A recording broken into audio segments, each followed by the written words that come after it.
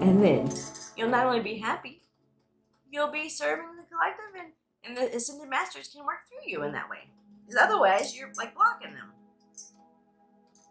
So don't, I want to say something block that rhymes with block. But I don't know if I can say it on YouTube, so don't spiritually block your ascended masters.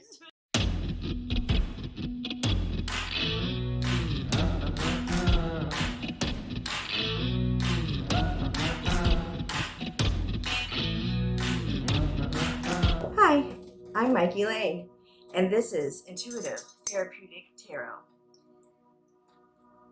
So, today let me start off. I've already cleared, cleansed, and connected with my archangels, ancestors of the highest white light, and spirit guides. And I've blessed everything and cleansed it all, so we're all good. And I am a channel and a medium. This is kind of the same thing, but so things will just come out, and they're meant to come out for somebody, for some reason. So take what resonates for you within this video and just leave the rest. If you come across this video somewhere, then that means you were meant to see it, and there will be something in it for you. So, all right. I'm trying out a little different camera setup, so we'll see how this goes. I was trying to get a better view of the cards and of me, of course. All right. So here lately, I've been getting a message about how I have one of my ancestors is, watching over me extra right now. But actually, they said that he's trying to help resolve a conflict that's going on in my family. And somehow it's my grandfather. He feels like it's his fault for what's going on. He died when I was like 18 months old, so I never knew him. But I do feel him around me, and I do believe that my tarot card readers who picked up on that are right.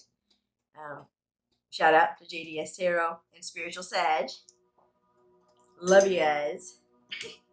Okay, so I'm going to do a spread relating to that theme. So this is just whenever you may need. It's timeless. Whenever you come across it, as I said. So it deals with family trauma and healing those ancestral wounds. I know I kept hearing that on my spiritual journey. I'm like, how the heck am I supposed to heal, generational stuff, ancestral stuff? Well, I don't know. We'll figure it out. I'm slowly kind of figuring it out, but everybody's different, so it'll be different for each person. All right, so this is the spread. It's a 5-card spread, and I'm going to use a Rider-Waite traditional deck, and then I'm going to use my Lightworker Oracle deck. It's a beautiful deck. It's by Alana Fairchild, so check it out if you can. All right, so 5-card spread. The first one is how your family trauma is currently affecting your DNA. Because, DNA, you're like, what? I thought this was tarot, not rocket science, or not biology. It wouldn't be rocket science, would it? But, everything is connected, and our DNA, is part of sacred geometry, which is in everything, and everything's energy, so it's all connected, it's like that. All right, and then number 2 is a message from your ancestors. 3 is how your own past was affected by that family trauma. So 1 is how the family trauma affects your DNA. The third one is how your past was affected by the family trauma. 4, what skills you can bring forward from your past because of the family trauma. So, what learning or skills can you bring from that? Yeah, related to the family trauma. Somewhere. Yeah. Number 5, what your ancestors want you to know about the future. All right. So, let's do this. All right, I'm going to shuffle 3 times. All right, we're going to connect with our ancestors of the collective out there as well. What messages do we need to know now? And what can we learn from our past, from you all?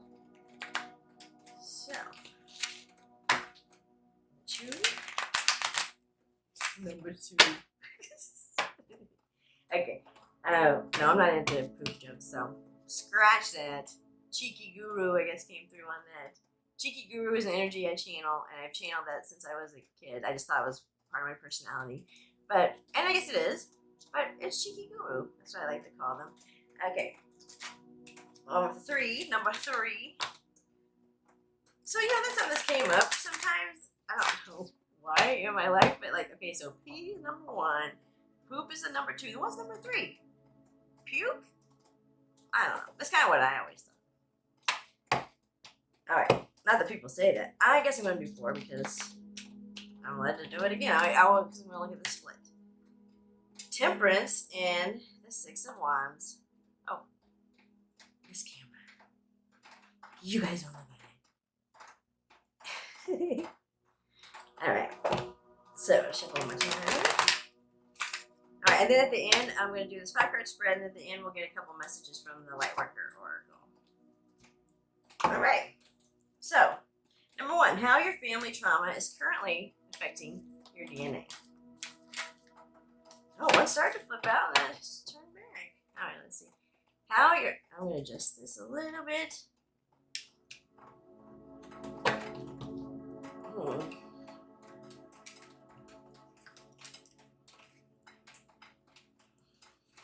Alright, back to it. Alright, how your family trauma is currently affecting your DNA. Why am I shuffling again? I guess because they told me to. I know it sounds really crazy when you're just like, it told me to, Spirit told me to. Well, it gave me a bunch of cards. Let's see if there's 5. 1, 2.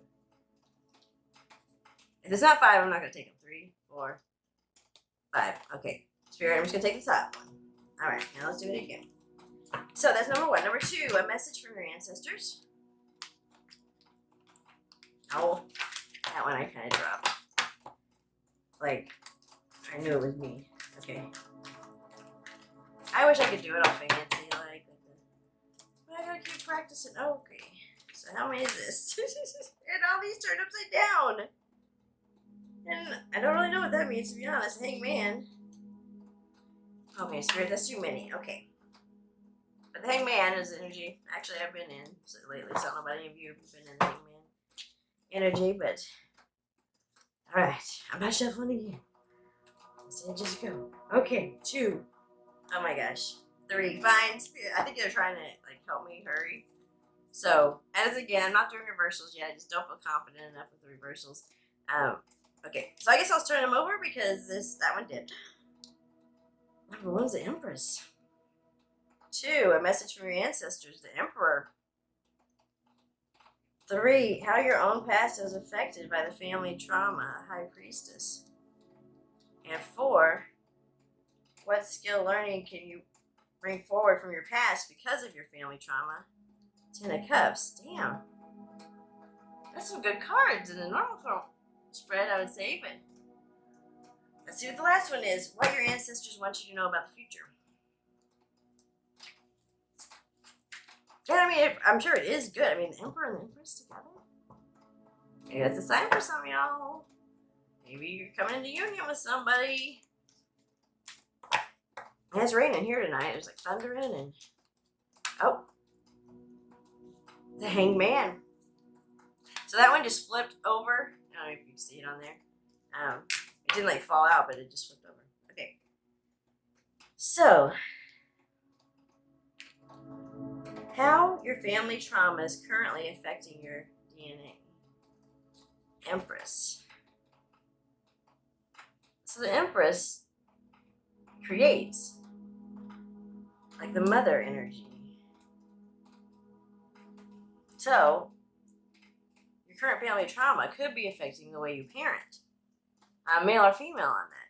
I mean, it's just that loving, caring, creative energy. So I'm feeling that could currently be affecting the way that you interact with your kids, maybe how you show them emotions and stuff, because the Empress normally would be, very loving, supportive, but since it's related to family trauma, I would think maybe that's when you have some troubles connecting emotionally to some of your kids or your parents. Maybe that's for somebody out there. I mean, take it as it resonates, y'all. But I mean, that's what I'm getting from that. Okay, and number 2, a message from your ancestors, the Emperor. So the Emperor. That, for one, it could be an Emperor type who is your ancestor coming through to talk to you. But that's not really a message. That'd be more of who it is. But I feel like they're trying to say, and like my grandpa was showing up as the Emperor or the King of Pentacles. I think it was the King of Pentacles, yeah. So, but anyway, a message. So I'd say to maybe to get some more of that Emperor energy. And since you already have the Empress, like maybe blending it with the Emperor energy.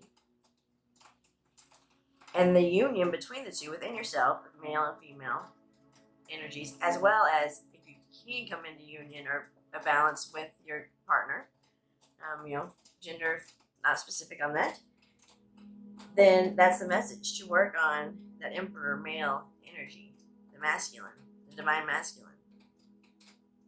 Needs to get his shit together. No, really, I'm not trying to dog on divine masculines, but no, I think maybe it's better to be patient about the divine masculine. I really think it's more about balance and integration of these energies. Okay, how your own past was affected by the family trauma.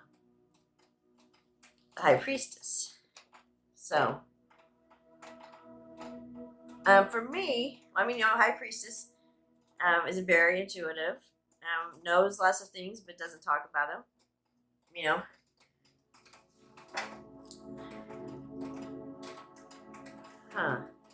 So I definitely know, at least for me, and maybe this will resonate for some of you, my own past was affected by that because I am a High Priestess now, but then I was very intuitive, and I was always told, that's wrong, or no, that's, don't talk about that.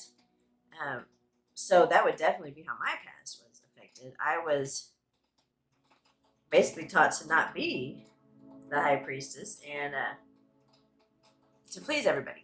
I was a big people pleaser before I had my Dark Night of the Soul and spiritual awakening. But now no more. I displease people now. No, joking. But, really, when you are being genuinely authentic, and that's what I'm trying to do, you do displease a lot of people. So, okay. What skill / learning you can bring forward from your past because of the family trauma? So, the 10 of Cups. So maybe you did have a happy childhood overall. Like the family was happy on the outwardly. It was more this underlying stuff that you felt about yourself. And so what skill you can learn forward is to reconnect to that happiness. Think about the happy times and what made them happy, to recreate that in your own life. Okay, 5. What your ancestors want you to know about the future. The Hangman. So, I feel like that doesn't give us a whole lot of insight into the future, but it does mean like divine timing. Just hang out. Just be fine. Just hanging upside down with one leg tied to a tree and just waiting for divine timing to come and see what happens. But really, so to release the outcome. Stop trying to control everything. I tell myself that all the time. I don't need to control everything. And it doesn't help anyway. You can try to control everything, and stuff's still going to go wrong. Like, for example, like tonight, I'm trying to get ready to film. And even though I thought everything ahead of time, like phones charged and lighting and all this stuff, then there was always stuff that popped up that I didn't think about. So, you can't control it, no matter what. So I think it's better just to chillax and not get all worked up, and just whatever happens. Just go with the flow, man. So that's some messages from all of your ancestors, some of them. And like I said, just take what resonates from that reading and just, get rid of the rest. Whatever you might want to do with it. All right, so now let's get just an overall energy from these. I'm going to show you. This is the guidebook. The guidebook's really beautiful. I was really drawn to this at the store. And it was the only one they had. And she's like, I just put it out and you walked in and you got it. So that was some divine timing. So a light worker oracle guy. Light worker oracle. Like I said, Alana Fairchild. I'll try to put the link in the description, but I'm still having a hard time figuring out the clickable links. So if anybody's got some suggestions on that, I'd be happy to know. I've been feeling a lot right now about collaborating. So if you feel encouraged to reach out to people, friends, or just even people, acquaintances, or people you don't even know, or people you only know on the internet, reach out to them. And maybe somebody's going to be getting a letter in the mail. So, whoever that may be. We all have stalkers and stalkers out there, and at some point you just have to not worry about that. And just do what we're going to do. And let them gawk, and let them stalk. That's what I say. So, I'm going to shuffle it one more time, and then we'll see what comes out, and that'll just be like an overall energy for you whenever you may see this. And even if you feel like you're not a light worker, but I'm pretty sure most people watching this are. Anyway, these are good for anybody. Don't have to just be a light worker. But there's all these labels and stuff like. Oh, if you're working for the light in some capacity, then you're a light worker. So that means for the good. Okay. 33. So 33 may be popping up for you. 33 has definitely been popping up for me in my numbers. It's 33 Master Healing. This camera is just kind of better, so. Master Healing. I don't know why that one camera is dark, but. Actually, the picture on this reminds me of one of my spirit guides now. She was one of my best friends earlier in life. She's passed now, but I don't know. It's a cool picture. I really like the artwork on these. Okay, 33, Master Healing. I'll read from the book, and these have very specific messages, and the book's just amazing. So I'm not going to try to interpret it. I'm just going to read it. Okay. Hopefully having a flight. As you meditate, remain true to what inspires your heart and commit to your spiritual path. You become an increasingly powerful healer. You are here to live your own life, to be true to what genuinely moves you. The unconditionally loving guide and ascended master, Serapis Bey, comes to you now with the blessing of Master Healing to further your success on your path. The Master, Serapis Bey, I don't know if I'm pronouncing that right, is a beloved guide for those who feel a strong soul connection to ancient Egypt, which I do, for healers who are developing their own modalities, and those who love to work with high-frequency concepts. He also assists with the translation of spiritual inspiration into practical worldly plans. He comes to confirm that the Ascended Masters are aware of you. You are an integral part of a powerful spiritual team that has taken physical incarnation to help awaken consciousness into love. You are asked to tune into your heart. What do you love enough to overcome any obstacle to attain it? What motivates and inspires you? Not what seems possible or practical, but what is authentic. We are most powerful when we serve authentically from the heart. A bird might learn how to dive underwater from time to time, but it is never going to be at its most powerful if it has to live underwater.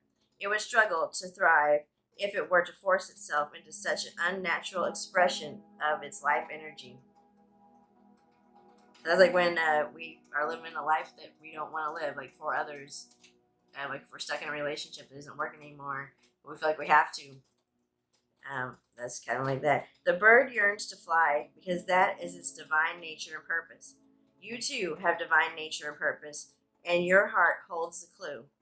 What feels most like you? It is difficult to access the truth of our own nature when we believe we should live up to the expectations of others. If we are attached to an outcome or afraid of an answer, we can unintentionally block our perspective faculties.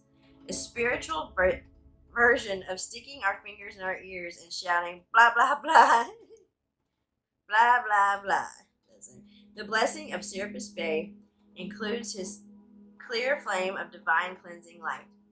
This can assist us in letting go of whatever blocks us from knowing the truth of our nature.